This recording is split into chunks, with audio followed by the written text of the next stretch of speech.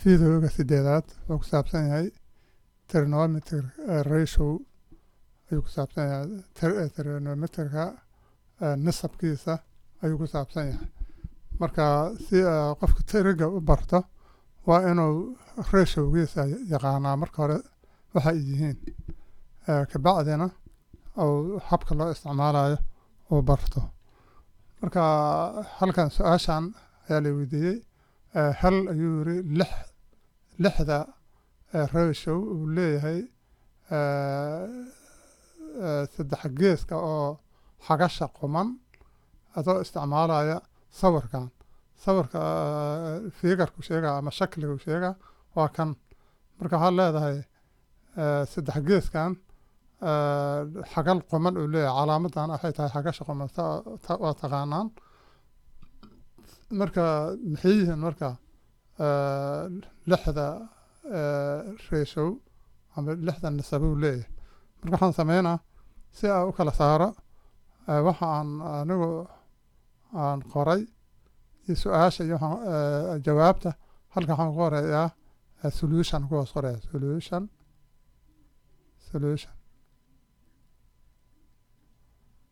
solution waa kelimo ingiriisa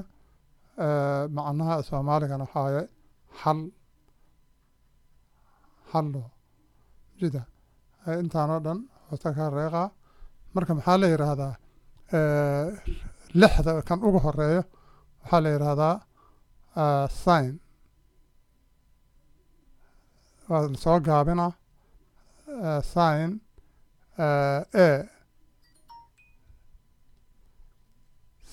sign a waxaan ka wadaa xagasha e signkeeda markaysa nisabkan koowaad waxaa sign haddii kelimada oo dhamaystiranna waa qori doonaa mar kale sign of markaan akhrina waxaan akrinaa sign of a xagasha e waxay la mid tahay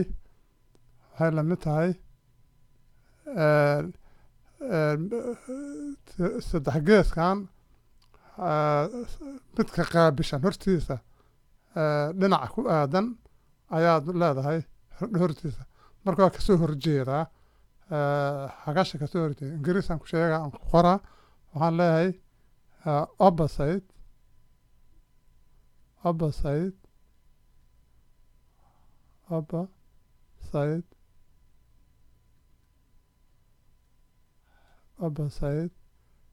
loo qaybiyey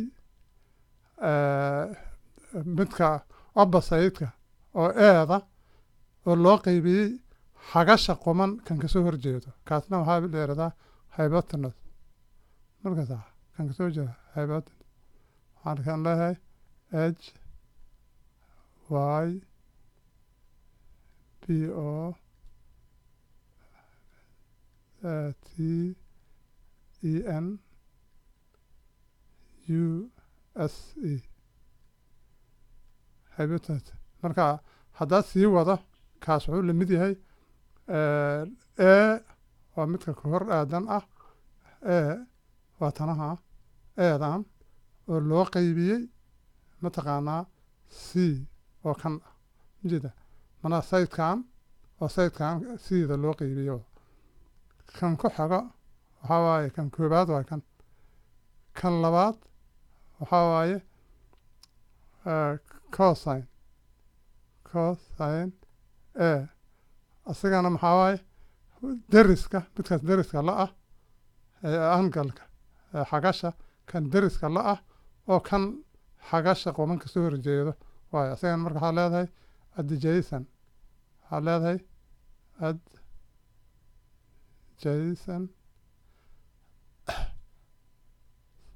adjacent loo qaybiyey hypotenuse waa midkan laftiisa waa hypotenuse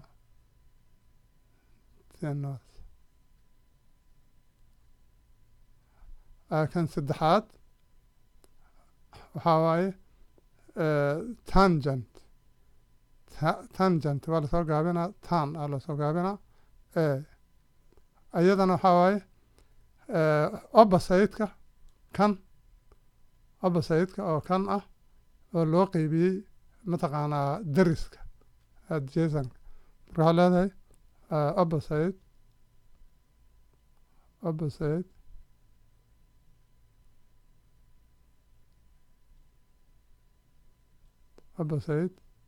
divided by adjacent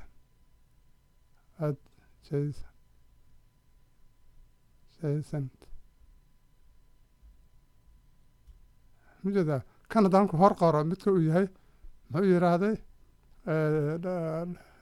adjacent waa b adjacent midka dariska la ah sideka dariska la ah angalka e waa b iyo mataqaanaa hypotenuse waa c maho kana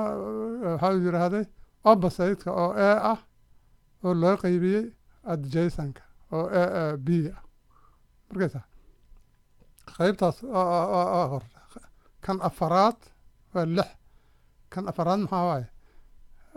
kanuu cagsigiisa yahay midkan saynka ou cagsigiisa yahay uu kasoo horjeedaa marka waxaan dhahaa cosecant aan dhahaa cosecant waa soo gaabinaa c s c a waxay lamid tahay iyadana meel qaladaan ku dhigan laakiin okay waa kan inaan kor u dhaweeyo waaye oon idhaahdo 3 4 jeda waxay la egtahay tan kanee cagsigiisa taha midkan waxaa leedahay hypotenuse divided by opposite aa dhahaysaa hypotenuse saana leedahay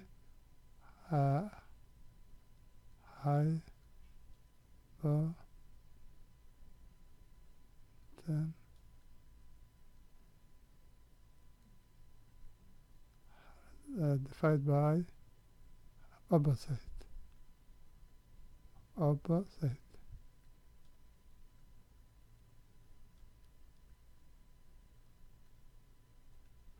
ayadan haddaas aad lambarkii qorno kan aad cagsinaysaa waxaa leedahay c loo qeybiyey e markaysa haddana waxaan leeyahay kan shanaad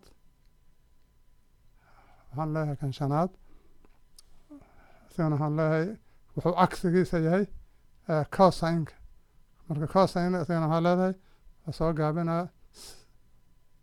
c cosine alaha marka s e c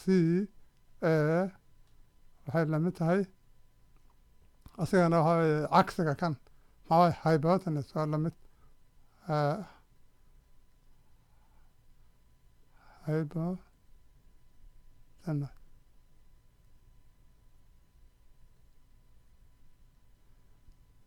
loo qeybiyey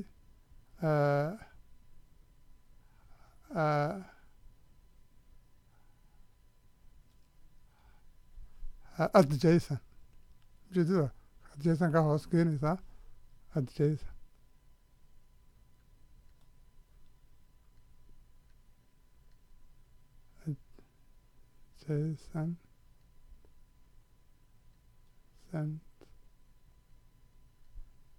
iyadana maxaa waye cagsiga kan c of a b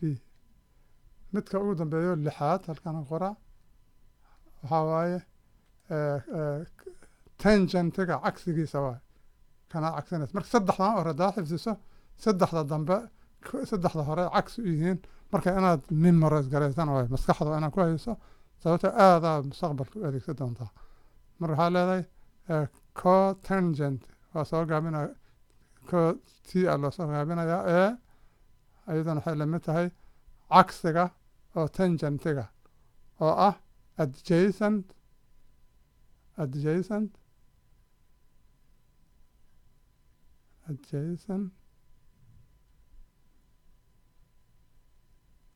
of opposite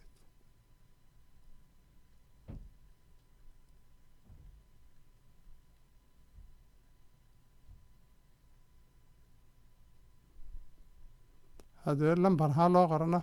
كانت عكسنيتها جدا كانت عكسنيتها هذا B of A B of A B of A marka lixda ratio-ga right triangle-ka mataqaana figure-ka waa kuwaana lixdaas waaye waa la xifdinayaa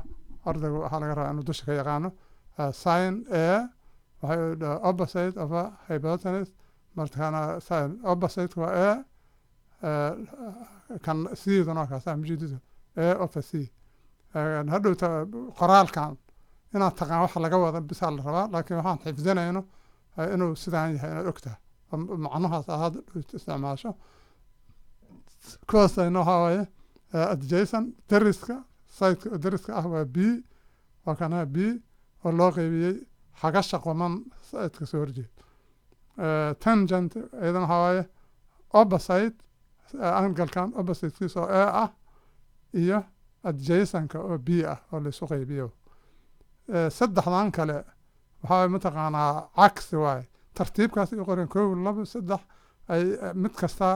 4 koobay cagsi u tahay 5 2 cagsi u tahay